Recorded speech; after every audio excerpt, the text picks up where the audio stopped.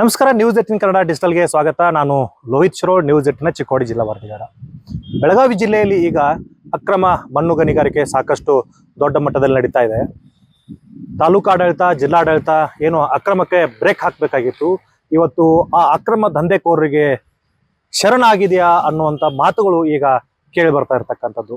So ಎಲ್ಲಿ ಈ ಅಕ್ರಮ ನಡೀತಾ ಇದೆ, ಅಕ್ರಮವಾಗಿ ನಡೀತಾ ಇದೆ ಅಂತ ಗೊತ್ತಿದ್ರೂ ಕೂಡ ತಾಲೂಕಾಡಳಿತ ಆಗಲಿ, ಪೊಲೀಸ್ ಇಲಾಖೆ ಆಗಲಿ ಯಾಕೆ ಸೈಲೆಂಟ್ ಆಗಿದೆ ಅನ್ನುವಂಥ ವಿಚಾರವನ್ನ ಈ ಒಂದು ಡಿಜಿಟಲ್ ಕಂಟೆಂಟ್ ಅಲ್ಲಿ ನೋಡ್ತಾ ಹೋಗೋಣ. ಅದಕ್ಕೂ ಮುಂಚೆ ನೀವು ನಮ್ಮ ಚಾನಲ್ಗೆ ಮೊದಲನೇ ಬಾರಿ ಭೇಟಿಯನ್ನ ಕೊಡ್ತಾ ಇದ್ರೆ ನಮ್ಮ ನ್ಯೂಸ್ 18 ಕನ್ನಡ ಚಾನಲ್ಗೆ ಸಬ್ಸ್ಕ್ರೈಬ್ ಆಗಿ, ಹಾಗೆ ಈ ಒಂದು ವಿಡಿಯೋನ ಲೈಕ್ ಮತ್ತೆ ಶೇರ್ ಮಾಡಿ.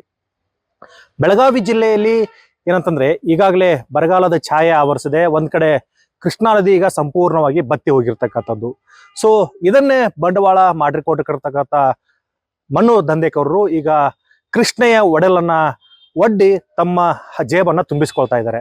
ಬಹುತೇಕ ಏನಂತಂದ್ರೆ ಕೃಷ್ಣಾ ನದಿ ದಡದಲ್ಲಿ ಏನಿವತ್ತು ಫಲವತ್ತಾದ ಮಣ್ಣು ಬರುತ್ತೆ, ಆ ಮಣ್ಣನ್ನ ಅಕ್ರಮವಾಗಿ ಗಣಿಗಾರಿಕೆ ಮಾಡಿ ಇಟ್ಟಿಗೆ ತಯಾರು ಮಾಡುವಂತ ಕಾರ್ಖಾನೆಗಳಿಗೆ, ಇಟ್ಟಿಗೆ ತಯಾರಕರಿಗೆ ಅದನ್ನ ಮಾರಾಟ ಮಾಡಿ ತಮ್ಮ ಜೇಬನ್ನ ತುಂಬಿಸ್ಕೊಳ್ತಾ ಇದ್ದಾರೆ. ಆದರೆ ವಿಪರ್ಯಾಸ, ದುರಂತ ಅಂತಂದ್ರೆ ಇದೆಲ್ಲವೂ ಕೂಡ ತಾಲೂಕಾಡಳಿತಗೂ ಕೂಡ ಗಮನಕ್ಕಿದೆ, ಪೊಲೀಸ್ ಇಲಾಖೆಗೂ ಕೂಡ ಗಮನಕ್ಕಿದೆ. ಆದರೂ ಕೂಡ ಏನಂತಂದ್ರೆ ನಮಗೂ ಅದಕ್ಕೂ ಸಂಬಂಧ ಇಲ್ಲ ಅನ್ನೋ ರೀತಿಯಲ್ಲಿ ಇವತ್ತು ತಾಲೂಕಾಡಳಿತ, ಜಿಲ್ಲಾಡಳಿತ, ಪೊಲೀಸ್ ಇಲಾಖೆ ವರ್ತನೆ ಮಾಡ್ತಾ ಇದೆ. ಸೊ ಎಲ್ಲಿ ನಡೀತಾ ಇದೆ ಅಂತ ನೋಡೋದ್ರೆ ಬೆಳಗಾವಿ ಜಿಲ್ಲೆಯ ಅತ್ನಿ ತಾಲೂಕಿನಲ್ಲಿ ಈ ಒಂದು ಸಾಕಷ್ಟು ಪ್ರಮಾಣದಲ್ಲಿ ಮಣ್ಣು ಗಣಿಗಾರಿಕೆ ನಡೀತಾ ಇದೆ. ಅತ್ನಿ ತಾಲೂಕಿನ ಏನು ನದಿ ತೀರದ, ಕೃಷ್ಣಾ ನದಿ ತೀರದ ಗ್ರಾಮಗಳಾಗಿರ್ತಕ್ಕಂಥ ಸಪ್ಸಾಗರ ಆಗಿರ್ಬೋದು, ನದಿ ಗಳಗಾವ್ ಆಗಿರ್ಬೋದು, ಹೀಗೆ ಸುಮಾರು 6 ಗ್ರಾಮಗಳಲ್ಲಿ ಅಲ್ಲಲ್ಲಿಗೆ ಇವತ್ತು ಅಕ್ರಮವಾದಂತ ಮಣ್ಣು ಗಣಿಗಾರಿಕೆಯನ್ನ ನಡೆಸ್ತಾ ಇದ್ದಾರೆ. ಸೊ ಈ ಒಂದು ಮಣ್ಣು ಗಣಿಗಾರಿಕೆ ನಡೆಯುವಂತ ಸ್ಥಳ ನಾವು ನೋಡೋದಾದ್ರೆ ಇವತ್ತು ಕೃಷ್ಣಾ ನದಿ ಹಿನ್ನೀರು ಅಂದ್ರೆ ಹಿಪ್ಪರಿಗಿ ಏನು ಮೇಲ್ದಂಡೆ ಯೋಜನೆ ಇದೆ, ಹಿಪ್ಪರಿಗಿ ಆಣೆಕಟ್ಟಿನ ಯೋಜನೆ ಇದೆ. ಈಗಾಗಲೇ ಆ ಹಿಪ್ಪರಿಗಿ ಜಲಾಶಯದ ಹಿನ್ನೀರಿನಲ್ಲಿ ಬರ್ತಕ್ಕಂಥ ಭೂಮಿಗಳಿದಾವೆ. ಆ ಭೂಮಿಗಳಿಗೆ ಈಗಾಗಲೇ ಸರ್ಕಾರದಿಂದ ಅವರಿಗೆ, ಆ ರೈತರಿಗೆ ಹೋಗ್ಬೇಕಾಗಿರ್ತಕ್ಕಂಥ ಪರಿಹಾರ ಧನ ಕೂಡ ಹೋಗಿದೆ. ಆದ್ರೆ ಇರೋ ಭೂಮಿಯನ್ನ ಉಳುಮೆ ಮಾಡಿಕೊಂಡು ಅವರು ಜೀವನ ಮಾಡ್ಲಿ ಅಂತ ಹೇಳಿ ಈಗಾಗಲೇ ಸರ್ಕಾರ ಬಿಟ್ಟಿದೆ. ಆದ್ರೆ ಅದೇ ಭೂಮಿಯಲ್ಲಿ ಇವತ್ತು ಅಕ್ರಮ ಮಣ್ಣು ಗಣಿಗಾರಿಕೆ ನಡೆಸ್ತಾ ಇದ್ದಾರೆ. ಸೊ ಆ ಒಂದು ಮಣ್ಣು ಅಂದ್ರೆ ಆ ಒಂದು ಜಮೀನು ಬಂದ್ಬಿಟ್ಟು ಇವತ್ತು ಕರ್ನಾಟಕ ಸರ್ಕಾರದ ನೀರಾವರಿ ಇಲಾಖೆಗಳಿಗೆ ಸಂಬಂಧಪಟ್ಟಂತ ಜಮೀನುಗಳಿದಾವೆ. ಸೊ ಆ ಒಂದು ಜಮೀನುಗಳಲ್ಲಿ ಇವತ್ತು ಮಣ್ಣು ಗಣಿಗಾರಿಕೆ ನಡೆಸ್ತಾ ಇದ್ದಾರೆ. ಅದು ಕೂಡ ಏನಂತಂದ್ರೆ ಸುಮಾರು ಅತನಿಯಲ್ಲಿ ಇವತ್ತು ಹೇಗಾಗಿದೆ ಪರಿಸ್ಥಿತಿ ಅಂತಂದ್ರೆ, ಅತನಿಯಲ್ಲಿ ರಾತ್ರಿ ಆದ್ರೆ ಸಾಕು, ದೊಡ್ಡ ದೊಡ್ಡ ಟಿಪ್ಪರ್ಗಳಾಗಿರ್ಬೋದು, JCBಗಳ ಮೂಲಕ ಆ ಕೃಷ್ಣಾ ನದಿ ಪಕ್ಕದಲ್ಲಿ ಬರ್ತಕ್ಕಂಥ ಭೂಮಿಯ ಒಡಲನ್ನ ಒಡೆದು ಇವತ್ತು ಅದೇ ಮಣ್ಣನ್ನ ಇವತ್ತು ಮಾರಾಟ ಮಾಡಿ ಲಕ್ಷ ಸಂಪಾದನೆ ಮಾಡ್ತಾ ಇದ್ದಾರೆ ಮಣ್ಣು ದಂಧೆಕೋರರು. ಇವರಿಗೆ ಶ್ರೀರಕ್ಷೆ ಆಗಿ ಇವತ್ತು ತಾಲೂಕು ಆಡಳಿತ ನಿಂತಿದೆಯಾ ಅನ್ನುವಂಥದ್ದು ಆ ಅನುಮಾನ ಕೂಡ ಇವತ್ತು ಬರ್ತಾ ಇದೆ. ಯಾಕಂತಂದ್ರೆ ಸುಮಾರು 15 ದಿನಗಳ ಹಿಂದಷ್ಟೇ ಸಾಕಷ್ಟು ಪ್ರಮಾಣದಲ್ಲಿ ಮಣ್ಣು ಗಣಿಗಾರಿಕೆ ನಡೀತಾ ಸಂದರ್ಭದಲ್ಲಿ ಮಾಧ್ಯಮಗಳಲ್ಲಿ ವರದಿ ಬಿತ್ತರ ಪ್ರಸಾರವಾಗುತ್ತೆ. ವರದಿ ಪ್ರಸಾರ ಆಗ್ತಾ ಇದ್ದಂತೆಯೇ ತಾಲೂಕಾಡಳಿತದ ಅಧಿಕಾರಿಗಳಾಗಿರ್ಬೋದು, ನೀರಾವರಿ ಇಲಾಖೆ ಅಧಿಕಾರಿಗಳಾಗಿರ್ಬೋದು ಅಲ್ಲಿ ವಿಸಿಟ್ ಅನ್ನ ಕೊಡ್ತಾರೆ. 3 JCB ಸುಮಾರು 5 ಟಿಪ್ಪರ್ಗಳನ್ನ ವಶಕ್ಕೆ ಪಡಿತಾರೆ. ಆದ್ರೆ ಆ ವಶಕ್ಕೆ ಪಡೆದಿರ್ತಕ್ಕಂಥ ಟಿಪ್ಪರ್ಗಳನ್ನ ರಸ್ತೆ ಮಧ್ಯೆನೆ ಬಿಟ್ಟು ಕಳಿಸುವಂತ ಕೆಲಸ ಇಲ್ಲಿ ಆಗಿರ್ತಕ್ಕಂಥದ್ದು. ಒಂದೇ ಒಂದು ದೂರು ಕೂಡ ದಾಖಲಾಗಲ್ಲ. ಆ ದಂಧೆಕೋರರು ಆರಾಮಾಗಿ ಬಚಾವಾಗಿ ಹೋಗ್ತಾರೆ. ಯಾಕೆ ಅಂತಂದ್ರೆ ಅವ್ರಿಗೆ ಇರ್ತಕ್ಕಂಥ ಶ್ರೀರಕ್ಷೆ. ಆ ಶ್ರೀರಕ್ಷೆ ಯಾರ್ದಪ್ಪ ಅಂತಂದ್ರೆ ಸ್ಥಳೀಯ ಜನಪ್ರತಿನಿಧಿಗಳ ಶ್ರೀರಕ್ಷೆ ಅವ್ರಿಗೆ ಇದೆ ಅನ್ನುವಂತ ಮಾತುಗಳು ಇವತ್ತು ಕೇಳಿ ಬರ್ತಾ ಇರ್ತಕ್ಕಂಥದ್ದು. ಸೊ ಇನ್ನು ಅಕ್ರಮವಾಗಿ ಮಣ್ಣು ಗಣಿಗಾರಿಕೆ ನಡೆಸ್ತಾ ಇರೋದ್ರಿಂದ ನದಿ ಪಾತ್ರದಲ್ಲಿ ಏನಿವತ್ತು ಗ್ರಾಮಗಳು ಬರ್ತವೆ, ಆ ಗ್ರಾಮದ ಜನ ಇವತ್ತು ಸಾಕಷ್ಟು ಏನಂತಂದ್ರೆ ಸಂಕಷ್ಟ ಅನುಭವಿಸುವಂತ ಪರಿಸ್ಥಿತಿ ನಿರ್ಮಾಣ ಆಗಿದೆ. ಅದಕ್ಕೆ ಕಾರಣ ಇವತ್ತು ಕೃಷ್ಣಾ ನದಿಯ ಒಡಲನ್ನ ನೀವು ಕೀಳ್ತಾ ಹೋದ್ರೆ ಆ ನದಿ ತನ್ನ ದಿಕ್ಕನ್ನ ಬದಲಿಸುತ್ತೆ. ಯಾವಾಗ ಮಳೆಗಾಲ ಬರುತ್ತೆ, ಕೃಷ್ಣಾ ನದಿಯಲ್ಲಿ ನೀರು ಜಾಸ್ತಿ ಆಗುತ್ತೆ. ಬಹುತೇಕ ಪ್ರವಾಹದ ರೀತಿಯಲ್ಲಿ ಸುಮಾರು 2 ಲಕ್ಷ, 2.5 ಲಕ್ಷ, 3 ಲಕ್ಷ ಕ್ಯೂಸೆಕ್ಸ್ನಷ್ಟು ನೀರು ಹರಿದು ಬರುತ್ತೆ. ಆ ಒಂದು ಸಂದರ್ಭದಲ್ಲಿ ಮತ್ತೆ ಭೂಮಿ ಕತ್ತರಿಸೋಕೆ ಶುರು ಮಾಡುತ್ತೆ. ಇರೋ ಜಮೀನುಗಳು ಕೂಡ ಹಾಳಾಗ್ತಾ ಇದ್ದಾವೆ. ಅದಲ್ಲದೆ ಏನು ಕೃಷ್ಣಾ ನದಿಯಲ್ಲಿ ಒಡಲಲ್ಲಿ ಇರಬೇಕಾಗಿರ್ತಕ್ಕಂಥ ನೀರು ಬಹು ಬೇಗನೆ ತನ್ನ ಒಡಲನ್ನ ದಾಟ್ಕೊಂಡು ಇವತ್ತು ಜಮೀನುಗಳಿಗೆ ಆವರಿಸ್ಕೊಂಡು ಅವಾಗಲೂ ಕೂಡ ಏನಂತಂದ್ರೆ ಸಂಕಷ್ಟವನ್ನ ಪಡ್ತಾರೆ. ಇವತ್ತು ಮಣ್ಣು ಗಣಿಗಾರಿಕೆ ಮಾಡುವಂತವ್ರು ಆ ಮಣ್ಣನ್ನ ಮಾರಾಟ ಮಾಡಿ ತಮ್ಮ ಜೇಬನ್ನ ತುಂಬಿಸ್ಕೊಂಡು ಹೋಗ್ತಾರೆ. ಆದ್ರೆ ಅದಾದ ಬಳಿಕ ಆಗುವಂತ ಏನು ಲಾಸ್ಗಳಿದಾವೆ, ಅದಾದ ಬಳಿಕ ರೈತರಿಗೆ ಆಗುವಂತ ಸಂಕಷ್ಟಗಳಿದಾವೆ, ಅದನ್ನ ಯಾರು ಭರಿಸುವವರು? ಸೊ ಇದು ರೈತರ ಒಂದು ಕಾಳಜಿಗೆ ಕಾರಣ ಆಗಿರ್ತಕ್ಕಂಥದ್ದು. ಸೊ ಇನ್ನು ಅಧಿಕಾರಿಗಳು ಏನ್ ಮಾಡ್ತಾ ಇದ್ದಾರೆ ಅಂತ ನೋಡೋದಾದ್ರೆ, ಇಲ್ಲಿ ನೀರಾವರಿ ಇಲಾಖೆ ಅಧಿಕಾರಿಗಳ ಏನಂತಂದ್ರೆ ಬೇಜವಾಬ್ದಾರಿ ಸಂಪೂರ್ಣವಾಗಿ ಎದ್ದು ಕಾಣುತ್ತೆ. ಯಾಕಂತಂದ್ರೆ ಇದೇನು ಕದ್ದು ಮುಚ್ಚಿ ನಡೆಸುವಂತ ಗಣಿಗಾರಿಕೆ ಅಲ್ಲ. ಯಾಕಂತಂದ್ರೆ ಎಲ್ಲೋ ಒಂದ್ ಜಾಗದಲ್ಲಿ ಹೋಗಿ ನಾವು ಒಂದೆರಡು ಟ್ರ್ಯಾಕ್ಟರ್ನ ತೆಗೆದುಕೊಂಡು ಹೋಗ್ತಾ ಇದೀವಿ ಅನ್ನುವಂತ ಮಾತಲ್ಲ. ಇಲ್ಲಿ ನಿತ್ಯ ನೂರಾರು ಲಾರಿಗಳಷ್ಟು ಮಣ್ಣು ಸಾಗಾಟ ಆಗ್ತಾ ಇದೆ. ಆ ಮಣ್ಣು ತೆಗೆದಿರ್ತಕ್ಕಂಥ ಜಾಗ ಕೂಡ ಅಲ್ಲೇ ಇರುತ್ತೆ.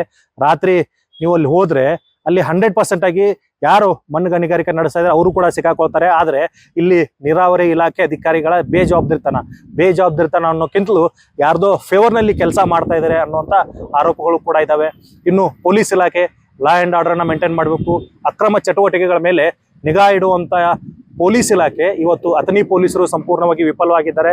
ಬಹುತೇಕ ಏನಂತಂದ್ರೆ ಇಲ್ಲಿನ ಜನ ಆರೋಪ ಮಾಡುವ ಪ್ರಕಾರ ಎಲ್ಲಾ ವಿಷಯವೂ ಕೂಡ ಪೊಲೀಸ್ ಇಲಾಖೆಗೆ ಗೊತ್ತಿದ್ದು ಸಹ ಇವತ್ತು ಏನು ಅಕ್ರಮವಾಗಿ ಗಣಿಗಾರಿಕೆ ಮಾಡಿರ್ತಕ್ಕಂಥ ಮಣ್ಣನ್ನ ಅದೇ ಅಥಣಿ ಪೊಲೀಸ್ ಠಾಣೆ ಮುಂದೆಯಿಂದ ತೆಗೆದುಕೊಂಡು ಹೋದ್ರೂ ಸಹ ಪೊಲೀಸರು ಇವತ್ತು ಕ್ಯಾರೆ ಅಂತ ಇಲ್ಲ. ಅದಕ್ಕೆ ಕಾರಣ ಜನಪ್ರತಿನಿಧಿಗಳ ಒತ್ತಡ.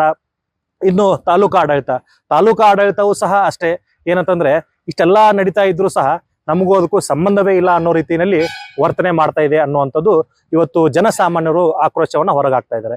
ಸೊ ಜನಸಾಮಾನ್ಯರು ಏನ್ ಮಾತನಾಡಿದ್ದಾರೆ ಬನ್ನಿ ನೋಡೋಣ. ಅಥಣಿ ತಾಲೂಕಿನೊಳಗ ವರ್ಷಕ್ಕೊಮ್ಮೆ ಬೇಸಿಗೆ ಟೈಮ್ದಾಗ ನದಿ ನೀರು ಕಡಿಮೆ ಆತಂದ್ರ ಈ ಮಣ್ಣನ್ನ ಬೇರೆ ಬಿಸಿನೆಸ್ ಅವ್ರು ಒಯ್ಯಾಕತ್ತಾರ ನದಿ ದಂಡಿ ಗ್ರಾಮಗಳದ. ಇದು ದೊಡ್ಡ ಅನ್ಯಾಯ. ನಾವು ಈಗ ಒಂದು 7-8 ಸಲ ಹೇಳಿ ಬಿಟ್ಟಿದೀವ ಅದು ಫಲವತ್ತಾದ ಭೂಮಿ ಹಾಳಾಗಬಾರ್ದು, ತಕ್ಷಣ ಕಾನೂನು ಕ್ರಮ ಕೈಗೊಳ್ರಿ ಅಂತ ಫೋನ್ ಮುಖಾಂತರ ಹೇಳಿರ್ತೀವಿ. ಆದ್ರೆ ಹೋದಾರು ಅದು ಯಾವ ವಶೀಲಿ ಐತಿಯೋ ಏನೈತಿಯೋ ತಾಲೂಕು ಆಡಳಿತ ಈ ಮಣ್ಣನ್ನ ಕಾಪಾಡುವಲ್ಲಿ ವಿಫಲ ಆಗೈತೆ ಅಂತ ಹೇಳಿ ಈ ಸಂದರ್ಭದಲ್ಲಿ ನಾವು ಹೇಳಕ್ ಇಷ್ಟಪಡ್ತೀವಿ.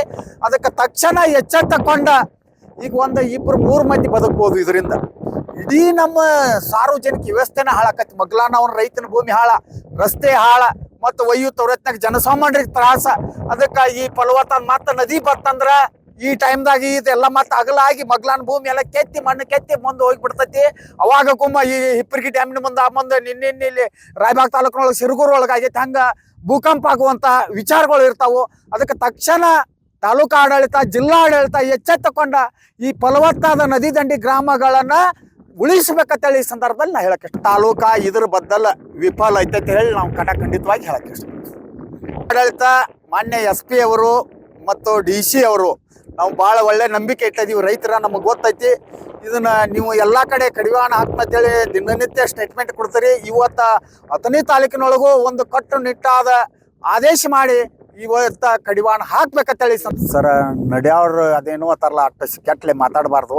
ಅದಕ್ಕೆ ಅಂಥ ಅನ್ಯಾಯ ಆಗಬಾರ್ದು. ಯಾಕಂದ್ರೆ ಈಗ ಇಡೀ ಸಾರ್ವಜನಿಕ ವ್ಯವಸ್ಥೆ ಇತ್ತಂದ್ರೆ ನೀವು ಸಾರ್ವಜನಿಕವಾಗಿ ಇತ್ತಂದ್ರೆ ಬೇಕಾದ ಮಾಡ್ರಿ, ನಮ್ದು ಎಲ್ಲ ಸಪೋರ್ಟ್ ಐತಿ. ಆದ್ರೆ ನೀವು ಇದು ಯಾವ ರೀತಿ ಐತಿ ಅನ್ನೋ ಜನಕ್ಕೆ ಎಷ್ಟು ಮಂದಿ ತ್ರಾಸಕ್ಕೆ ಐತಿ ಅನ್ನೋದು ವಿಚಾರ ಮಾಡಿ ಇದನ್ನ ಮಾಡ್ಬೇಕು ಅನ್ನೋದು ನೇಮಿಲ್ಲ. ಬೇರೆ ಬೇಕಾದ ಕೆಲಸ ಮಾಡ್ರಿ.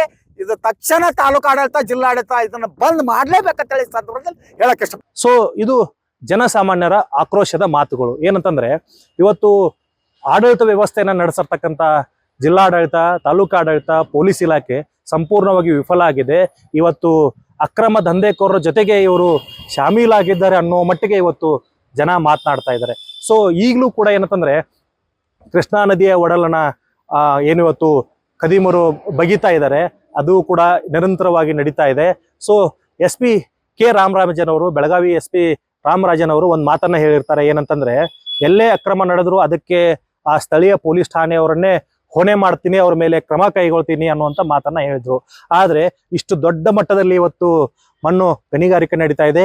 ಈ ವಿಷಯ ಬಹುತೇಕ SP ಅವ್ರಿಗೆ ಗೊತ್ತಿದೆಯೋ ಗೊತ್ತಿಲ್ಲ, ಗೊತ್ತಿದ್ದು ಸುಮ್ಮನೆ ಇದಾರೋ ಗೊತ್ತಿಲ್ಲ, ಅಥವಾ ಗೊತ್ತಾದ್ಮೇಲೆ ಅವ್ರನ್ನ ಮಿಸ್ಲೀಡ್ ಮಾಡ್ಲಾಗ್ತಾ ಇದೆ ಅನ್ನುವಂಥದ್ದು ಕೂಡ ಇವತ್ತು ಗೊತ್ತಾಗ್ತಾ ಇಲ್ಲ. ಸೊ ಆ ನಿಟ್ಟಿನಲ್ಲಿ ಇವತ್ತು ಕೂಡಲೇ ಜಿಲ್ಲಾಡಳಿತ ಎಚ್ಚೆತ್ಕೊಳ್ಬೇಕಾಗತ್ತೆ. ಇವತ್ತು ಏನು ಅಕ್ರಮಕ್ಕೆ ಸಾಥನ್ನ ಕೊಡ್ತಾ ಇದ್ದಾರೆ ಅಂತ ಅಧಿಕಾರಿಗಳ ಮೇಲೆ ಕ್ರಮವನ್ನ ಕೈಗೊಳ್ಳಬೇಕು.